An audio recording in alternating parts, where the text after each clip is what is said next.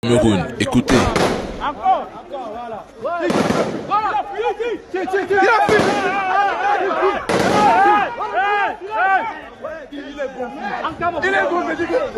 Des habitants, des Camerounais eux-mêmes, demandent aux militaires de tirer sur un jeune en fuite, sûrement un vandale.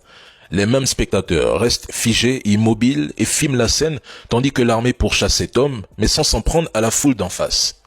À Douala, capitale économique du Cameroun, la situation s'est nettement apaisée, surtout après la forte pluie tombée aujourd'hui. Depuis hier, les forces de l'ordre ont durement dispersé et arrêté de nombreux manifestants impliqués dans des actes de vandalisme, de désordre et de pillage. L'armée a protégé les institutions à Bonanjo et a veillé à la sécurité de ceux qui manifestaient pacifiquement pour exiger le départ du président Biya. C'est d'ailleurs pour cette raison que, sur certaines vidéos, on la voit cette armée marcher aux côtés du peuple, tandis que sur d'autres plus violentes où on ne veut pas voir de mobilisation, elle se montre plus ferme, tirant ou se repliant lorsque la foule devient incontrôlable.